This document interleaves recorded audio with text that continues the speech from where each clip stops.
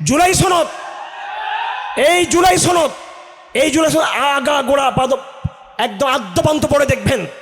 জুলাই সনদের আলিফ থেকে ইয়া পর্যন্ত, আলিফ থেকে ইয়া পর্যন্ত কোন জায়গায় আল্লাহর একটা নাম তারা কোথাও লেখে নাই। আমরা যেমনি ভাবে ৭২-এর সংবিধানকে কোরআন বিরোধী হওয়ার কারণে প্রত্যাখ্যান করেছি, এই জুলাই সনদকে আমি জানি না আমার অডিয়েন্স কি বলবে, আমার নেতৃবৃন্দ কি বলবে, আমি ব্যক্তিগতভাবে এই জুলাই সনদের সাথে আমার সম্পূর্ণ সম্পর্ক ছিন্ন করার ঘোষণা দিলাম। এবং যারা দস্তখত করেছেন, ভালো কথা, ক্ষমতায় যাবার স্বপ্ন নিয়ে দস্তখত করেছেন, এবার ডক্টর ইউনূসকে গিয়ে বলুন এই সনদকে সংস্কার করতে হবে, আল্লাহর নামকে এখানে রিপ্লেস করতে হবে। এখানে আপনারা জানেন এই সরকার ট্রান্সজেন্ডার এজেন্ডা নিয়ে আসছে, খবর নেই আপনাদের? একদম ঠান্ডা মাথায় কথাগুলো বলছি। জুলাই সনদের চিঠি হাটাদারি মাদ্রাসায় গেলে পাবেন, অনেকের কাছে আসছে, অনেকের কাছে আসছে। আমি ওনাদেরকে জিজ্ঞেস করবো, এই জুলাই সনদের চিঠি যেটা আপনারা পেয়েছেন, জুলাই সনদের কপি আপনারা হয়তো অনেকে পান নাই, কিন্তু চিঠি কমপক্ষে বাংলাদেশের ৩00-৪০০ আলেমের কাছে এই চিঠি গিয়েছে। সেখানে আমি ওনাদেরকে জিজ্ঞেস করতে চাই, ওই চিঠি খুলে দেখবেন, কোথাও বিসমিল্লাহ নাই, কোথায় আসসালামু আলাইকুম নাই, কোথায় সুবহানাল্লাহ নাই। আমি জিজ্ঞেস করতে চাই, এই হাসিনার পতন ডক্টর ইউনূসের কারণে হয়েছিল, ছাত্রদের কারণে হয়েছিল নাকি আল্লাহর কারণে হয়েছিল?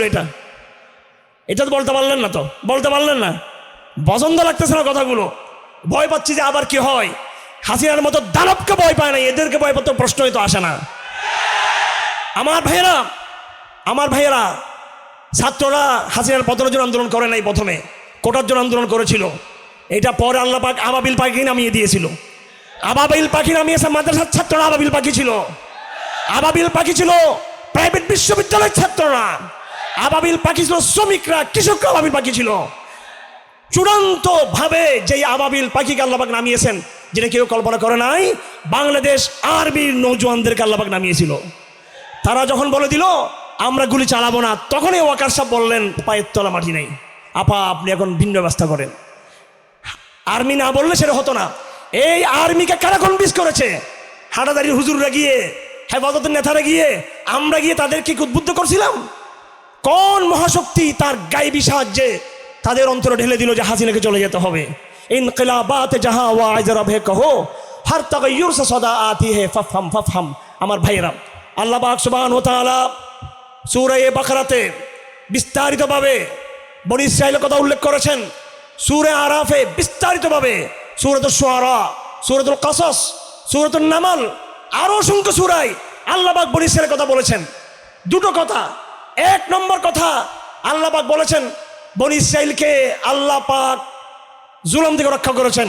তাসিন মিম তিলকা আয়াতুল কিতাবিল মুবিন নাতলু আলাইকা মিন নাবাই মূসা ওয়া ফিরআউনা বিল হাক্কি লিকাওমি ইউমিনুন ইন্না ফিরআউনা আলা ফিল আরদি ওয়া জাআলা আহলাহা শিয়া'আন ইয়াস্তাদঈফু তা'iফাতাম মিনহুম ইউযাব্বিহু আবনাআহুম ওয়া ইয়াস্তাহয়ী নিসাআহুম ইন্নাহু কানা মিনাল মুফসিদিন ওয়া নুরিদু আন নামুন্না আলাল লাযীনা ইসতুদঈফু। আল্লাহ পাক বলেন আমি ফেরাউনকে ধ্বংস করলাম, ওয়া নুরিদু আন নামুন্না আলাল লাযীনা ইসতুদঈফু, আমি ইচ্ছা করলাম আমি যারা জয়ীফ ছিল সাধারণ জনগণ বনী ইসরাঈল এদেরকেই আমি ইহসান করব, ওয়া নুমাক্কিন লাহুম, তাদেরকে ক্ষমতা দিব এবং তাদেরকে আমি জমিনে আমি এস্টাবলিশ করব। তো আল্লাহ পাক এক নম্বরে এই কথা বলছেন, ফেরাউনকে আমি ধ্বংস করেছি, এটা কোরআনের বয়ান। দুই নম্বর আল্লাহ পাক যেটা বলেছেন, যেই বনী ইসরাঈলকে আমি রক্ষা করলাম ফেরাউনের আযাব থেকে, সেই বনী ইসরাঈল আমার সাথে আবার বেয়াদবি শুরু করলো। আমার প্রতি কৃতজ্ঞ না হয়ে তারা আবার মূর্তি পূজার দিকে তারা চলে যেতে চাইল। আপনারা সকলে জানেন বনী ইসরাঈলকে বলা হয়েছিল বাইতুল মুকাদ্দাসে গিয়ে জিহাদ করে এটাকে ইসলামী শরিয়ার দারুল খেলাফত বানাও এবং সেখানে তোমরা সারা বিশ্বের নিয়ন্ত্রণ তোমরা নিবা। তারা বলল ইযহাব আনতা ওয়া রাব্বুকা ইন্না হাহুনা কাঈদুন, আমরা কেতাল করতে পারবো না, যুদ্ধ জিহাদ টিহাদ, আপনি আল্লাহ গিয়ে ওখানে যুদ্ধ করেন, নাউযুবিল্লাহ। এই গজব থেকে বনী ইসরাঈলকে কয়েক দশক সময় লাগছে বনী ইসরাঈলকে রক্ষা করেছিলেন। তওবা করার পরে এই বাঙালি জাতি ইতিমধ্যে ছাত্র সমাজ, আমাদের প্রশাসন, আমাদের রাজনৈতিক দলগুলো, আমাদের সুশীলরা একসাথে আল্লাহর সাথে বেয়াদবি করা শুরু করছে। হাসিনার ফেরাউনিজম থেকে মুক্ত পেয়ে দরকার ছিল এই বাংলাদেশে মুসলমানদের স্পন্দন কোরআনের শরিয়া প্রতিষ্ঠার পক্ষে কাজ করার কথা, ঠিক কিনা? এটা হওয়া দরকার ছিল জুলাই সনদের প্রধান দাবি আমাদের। সেটা না করে আমরা আনলাম সাম্য, মানবিক মর্যাদা, সামাজিক ন্যায় বিচার। সাম্য মানে হলো, মানবিক মর্যাদার মানে হলো, সামাজিক ন্যায় বিচার মানে হলো একজন আলেমের হাটহাজারী মাদ্রাসার শ্রদ্ধেয় মুহতামিম আল্লামা খলিল কুরাইশির যেই মর্যাদা, আল্লামা জসিমউদ্দিন হাফিজাউল্লাহর যে মর্যাদা, একজন সমকামী ট্রান্সজেন্ডারের একই মর্যাদা। এটার মানে সাম্য। যখন এই ট্রান্সজেন্ডাররা কাজ করবে এবং এলজিবিটিরা যখন একটি স্লোগান দিবে, তখন বলবে এটা আমাদের সাংবিধানিক অধিকার, কারণ সাংবিধানে সাম্যের কথা লেখা আছে। এটা সাংবিধানিক অধিকার কারণ মানবিক মর্যাদার কথা বলা আছে। এটা সাংবিধানিক অধিকার কারণ সামাজিক ন্যায় বিচারের কথা আছে। কথা ঠিক না বেঠিক? কিভাবে আমরা ফাঁদে পা দিয়ে ফেলছি আমাদের খবর নাই, আমাদের খবর নাই। সুতরাং কোরআনের আলোকে আমার আজকে সংক্ষিপ্ত বক্তব্য হলো, আমরা ফেরাউন ছিলাম না, আলহামদুলিল্লাহ বলি। আমরা কেউ হাসিনার তাবাদারি করি নাই, হাসিনার গোলামি করি নাই। আমরা হাসিনাকে আমরা বৃদ্ধাঙ্গুলি দেখিয়েছি, তার বিরুদ্ধে সংগ্রাম করেছি। ফেরাউন হাসিনার কোনো কালিমা আমাদের গায়ে তারা লেপন করতে পারে নাই। আমার ভাইয়েরা, যাদেরকে আল্লাহ পাক ফেরাউনিয়ত থেকে রক্ষা করেছে, আমরা কি নতুন করে বনী ইসরাইল হতে রাজি আছি নাকি? আমরা বনী ইসরাইল হব আমরা? আজকের তাফসীরুল কোরআন মাহফিলের আমার সংক্ষিপ্ত বার্তা আপনাদের প্রতি সূরা বাকরার আলোকে, সূরা আরাফের আলোকে এবং কোরআনে কারীমের যতগুলো সূরাতে বনী ইসরাইলের কথা এসেছে সবগুলোর আলোকে আমার বক্তব্য এবং আমার অনুরোধ আপনাদের প্রতি, আল্লাহর ওয়াস্তে আমরা এই জমানার বনী ইসরাইল হয়ে গিয়েছি, এখান থেকে তওবা করতে হবে। মনে রাখবেন, আল্লাহর সাথে বিয়াদের পরিণাম কিন্তু শুভ হবে না, ভয়াবহ পরিণাম হবে। আরেকজন ইউসা বিন নুন আসবে ইনশাআল্লাহুল আজিজ, তিনি আমাদের উদ্ধার করবেন, আমরা সেটা আশা করি। সুতরাং আজকের তাফসীরুল কোরআন মাহফিল থেকে আমাদের স্পষ্ট বার্তা, আমাদের পরিষ্কার বার্তা হলো এই মুনাফিক সরকারের প্রতি, এই সরকারের প্রতি স্পষ্ট বার্তা হলো আমাদের অনতিবিলম্বে পরামর্শে, আপনারা আবেগের কথা বলবেন না এগুলোকে। আমার আগের হাসিনার আমলের আমি প্রত্যেকটা বুদ্ধিজীবীর নাম ধরে, রাজনীতির নাম ধরে আমরা ফাঁস করেছি। আমাদের 13-14 বছরের ফেসবুকে দেখবেন অনেক লেখা। আমরা এই সরকারের আরেক খলিলুর রহমান, এই প্রতিরক্ষা উপদেষ্টা, আমি আগে বলেছিলাম এই বর্মা কেসি বিক্রি করে দিচ্ছে আরকান আর্মির কাছে।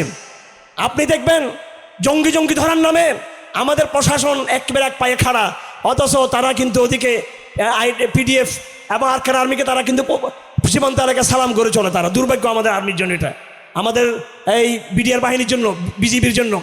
আমার ভাইয়েরা, আমার কথা হলো, যেইভাবে দেশটাকে আমরা ভারতীয় আধিপত্য থেকে মুক্ত করেছি, ঠিক বনী ইসরাইলের ব্যাপারে আল্লাহ যেটা বলেছেন, নতুন একটা শিরিকে আমরা লিপ্ত হয়েছি, নতুন একটা ভণ্ডামিতে আমরা লিপ্ত হয়েছি। এটা হতে দেওয়া যাবে না। আমরা অবশ্য ঘোষণা করতে চাই, এই জুলাই সনদে হ্যাঁ বুঝি না, নাও বুঝি না, জুলাই সনদে বুঝি বিসমিল্লাহ থাকতে হবে। এখানে শুধু বিসমিল্লাহ থাকলে হবে না, আমরা জাতি হিসেবে মুসলমান, এই কথা থাকতে হবে। এখানে আরো থাকতে হবে সংখ্যাগরিষ্ঠ মুসলমানের চেতনার অংশ হিসেবে এই দেশের আধুনিক শিক্ষা ব্যবস্থাকে ইসলামী মূল্যবোধের মাধ্যমে ঢেলে সাজাতে হবে। আমরা এই কথা বলতে হবে, যেইভাবে বাংলাদেশ আগামীতে কোনো ফ্যাসিজমকে মানবে না, বাংলাদেশ আগামী দিনে কোনো বিদেশি আধিপত্যবাদকে তারা মানবে না। তারা এই ঘোষণাপত্রগুলো যতক্ষণ পর্যন্ত আমাদের এই সনদে না আসবে, ততক্ষণ পর্যন্ত আপনারা কি পারবেন আপনাদের দাওয়াতি সংগ্রাম অব্যাহত রাখার জন্য? নাকি মেনে নিবেন? ইলেকশন হইলে ক্ষমতা চলে আসবেন? আমার ভাইয়েরা, ইলেকশন হলে ক্ষমতা আসার পরেও কিন্তু গণভোটের কথা বলছে। তার মানে কি গণভোট হবে? জুলাই সনদে স্বাক্ষর করেছেন, এটা আইন হয়ে যাবে। এটা আইন হয়ে যাওয়ার পরে আর আলামিন সংস্থায় ট্রান্সজেন্ডারের বিরুদ্ধে কথা বলার সুযোগ থাকবে না। যা করার আগেই করতে হবে। ইলেকশনের কথা চিন্তা না করে, গণভোটের কথা চিন্তা না করে এখনই ডক্টর ইউনূসকে ধরুন। আপনারা এখনই ধরুন, তাকে এখন উপদেষ্টা থেকে ধরুন। ধরার মানি উত্তেজনা তৈরি করা না। আমার প্রস্তাব হলো, ওলামায়ে কেরামের একটা ওয়াফদ বেফাকের হেফাজতের সারা দেশের 50 জন 100 জন ওলামায়ে কেরাম গিয়ে তাকে প্রস্তাব দিবে, সংবাদ সম্মেলন করে জাতিকে জানিয়ে দিবে, এরপরে লং মার্চের ঘোষণা দেন। এই সনদে পরিবর্তন চাই আমরা। মনে রাখবা, গোয়েন্দা সংস্থাগুলো, ডক্টর ইউনূসের যারা সমর্থকরা আছেন, জামাত, বিএনপি, হেফাজত, এনসিপি, সবাই মনে রাখবেন, 100 জন 100 জন ওলামায়ে কেরাম গিয়ে তাকে প্রস্তাব দিবে, সংবাদ সম্মেলন করে জাতিকে জানিয়ে দিবে, এরপরে লং মার্চের ঘোষণা দেন। এই সনদে পরিবর্তন চাই আমরা। মনে রাখবা, গোয়েন্দা সংস্থাগুলো, ডক্টর ইউনূসের যারা সমর্থকরা আছেন, জামাত, বিএনপি, হেফাজত, এনসিপি, সবাই মনে রাখবেন, এই দেশে হাসিনা যদি প্রত্যাবর্তন করে আপনাদের অনেকে পালিয়ে যাবেন। হানাদারি মাদার ছাত্ররা পালিয়ে যাবে না কিন্তু। আমরা হাসিনা আবার আসতে চাইলে ভারতীয় ট্যাঙ্কের সামনে আমরা আমাদের ছাত্রদেরকে নিয়ে দাঁড়িয়ে যাব, আমরা পালাবো না ইনশাআল্লাহ। আমরা লড়াই করেছি, আবার লড়াই করব। এই দেশে হাসিনা আর আসতে পারবে না, লড়াই আমরাই করব। এই দেশকে সুরক্ষা আমরাই দিব, এই ভূখণ্ডকে আমরাই রক্ষা করব। সুতরাং যেই ভূখণ্ডের পাহারাদার আমরা, আমাদের কথা মতো, আল্লাহর কথা মতো, তৌহিদের কথা মতো বাংলাদেশকে চলতে হবে। বাংলাদেশকে আগামী দিনে আপনারা নতুন সংগ্রামের জন্য সব প্রস্তুত থাকবেন। ওয়ামা আলাইনা ইল্লাল বালাগ ওয়া আখিরু দাওয়ানা আলহামদুলিল্লাহি রাব্বিল আলামিন ওয়া সাল্লাল্লাহু তাআলা খাইরা মুহাম্মদ ওয়া আলিহি ওয়া সাহবিহি আজমাইন।